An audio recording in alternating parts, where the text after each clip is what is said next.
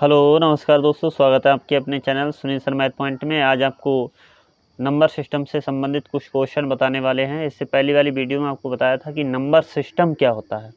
अब आपको बताएंगे कि अभाज्य संख्याएं कितनी होती हैं। 1 से लेके 50 तक अभाज्य संख्याएं कितनी होती हैं। तो सबसे पहले इसमें है क्वेश्चन, 1 से 50 तक अभाज्य संख्याएं कितनी होती हैं। तो कितनी होती हैं? 15। कितनी होती हैं? 15 अभाज्य संख्याएं होती हैं। अगर वो पूछ ले कि 1 से 100 तक अभाज्य संख्याएं कितनी होती हैं, 1 से 100 तक अभाज्य संख्याएं कितनी होती हैं, तो 1 से 100 तक होती हैं कितनी? 25। 1 से 100 तक अभाज्य संख्याएं जो होती हैं वो कितनी होती हैं? 25 होती हैं। अब होती कौन कौन सी हैं, तो ये भी सीख लेते हैं। पहली कितनी है? 2 है। अभाज्य संख्याएं आपको बता दें, अभाज्य संख्याएं वे संख्याएं होती हैं जो केवल एक और स्वयं से विभाजित हों। जो एक और स्वयं से विभाजित हों वो क्या कहलाती हैं? अभाज्य संख्याएं। जैसे 2 है, 3 है, 5 है, 7, 11, 13, 17, 19, 23, 29, 31, 37, 41 और 43, 47, 53, 59, 61, 67, 71, 73, 79, 83, 89, 97। ये जितनी भी संख्याएं 25 संख्याएं हैं, ये संख्याएं केवल एक और स्वयं से कटेंगी, बाकी किसी से नहीं कटती। दूसरी बात, कभी क्वेश्चन ये आ जाता है कि अभाज्य संख्याओं के कितने गुणनखंड होते हैं। तो अभाज्य संख्याओं के केवल 2 गुणनखंड होते हैं। पहला 1, दूसरा वो खुद होती है। ठीक, तो ये समझ में आ गया होगा। अब क्वेश्चन नंबर आपका है तीसरा।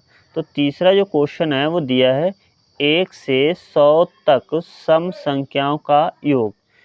1 से 100 तक सम संख्याओं का योग कैसे निकालते हैं, ये देखो।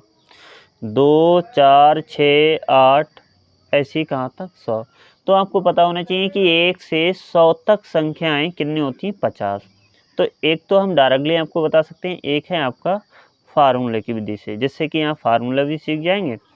तो देखो, ये एक समांतर श्रेणी बन रही है और समांतर श्रेणी में ये फार्मूला हमें पता होना चाहिए। ठीक है, तो समांतर श्रेणी में क्या होता है कि समान अंतर होना चाहिए कि 4 में से 2 घटाया तो 2 बचेगा, 6 में 4 घटाया 2 बचेगा। तो ये समांतर श्रेणी है और समांतर श्रेणी के अंतर्गत एक फार्मूला आता है n/2 a + l। n का मतलब ये होता है कि कितनी संख्याएं हैं और a का मतलब यह है कि प्रथम संख्या ये दे रखी है। अगला है l का मतलब होता है अंतिम संख्या या अंतिम पद। तो इसमें जो फार्मूला है n/2 a + l। n का मान कितना है? 50 लगा दिया हमने। बटे में कितना था? 2। तो a का मान कितना है? 2। l का मान कितना है? 100।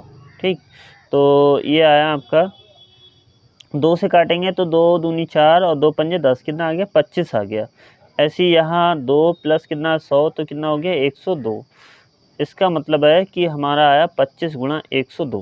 जब इसकी कैलकुलेशन हम करेंगे तो 25 दूनी 50 और 25 सेकंड 25, अर्थात कितना आया? 2550। तो आपको पता चल गया होगा कि 1 से 100 तक सम संख्याओं का योग कितना होता है? 2550।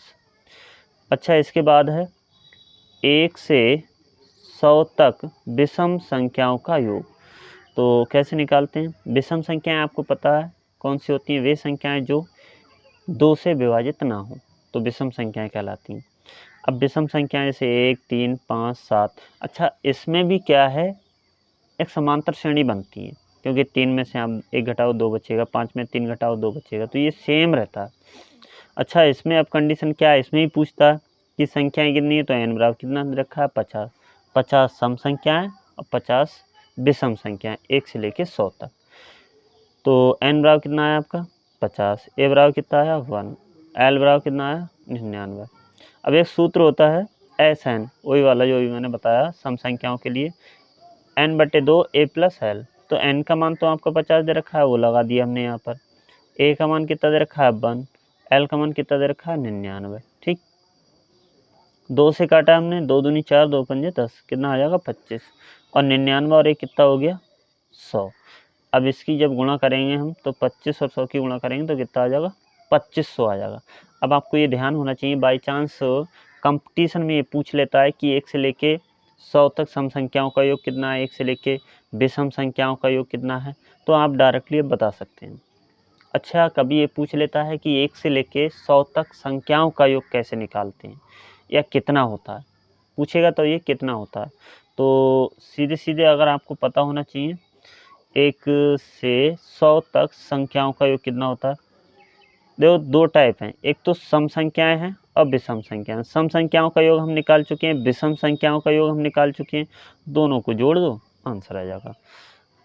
लेकिन ये तो ऐसा है, मान लो सम संख्या अलग निकालो, विषम अलग निकालो, तो ये थोड़ा हार्ड रहेगा। लेकिन ये वाला जो सेकंड मेथड है इसका, सेकंड मेथड ये है कि n बराबर कितना दे रखा है 100, कुल संख्याएँ कितनी 100, a बराबर कितना 1, l बराबर कितना 100।